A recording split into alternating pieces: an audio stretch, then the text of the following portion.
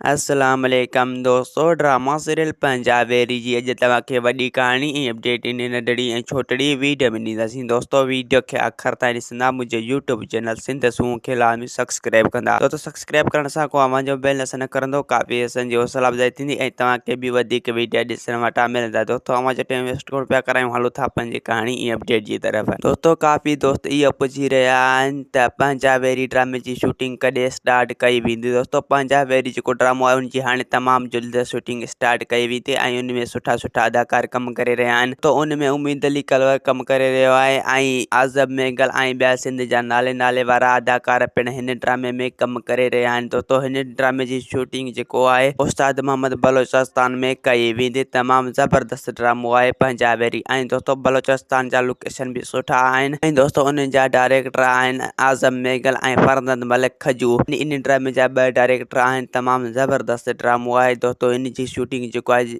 उस्ताद मोहम्मद बलोचिस्तान में कई वेंदी। दोस्तों इन ड्रामे में सुठा सुठा अदाकार बि अञा ऐड थी रहिया आहिनि। तमामु ज़बरदस्त ड्रामो मज़ो कंदो। दोस्तों हिन ड्रामे खे वॾी शोहरत मिलंदी छो जो जेको खजू जो ड्रामो हूंदो आहे उहो हर हाल में कामयाबु थी वेंदो आहे। खजू वॾी महिनत कंदो आहे ऐं तमामु तेज़ी सां ड्रामो हलाए छॾींदो आहे ऐं उनखे ख़तम बि मिंट कंदो आहे। दोस्तों हाणे तव्हां ॾिसंदो त जेको आहे हिन जी हाणे तमामु जल्द शूटिंग शुरू कई वेंदी ऐं इन जी शूटिंग जॾहिं पूरी थींदी त पोइ इन खां पोइ हिन जी एपिसोड अची वेंदी सिंध टीवी ते। दोस्तों उम्मीद त कहाणी आई हूंदी तव्हांखे पसंदि। असांखे ॾींदा हाणे इजाज़त, वरी तव्हां सां मिलंदासीं के नई वीडियो में। जेसीं ताईं पंहिंजो ख़्यालु रखंदा। ख़ुदा हाफ़िज़।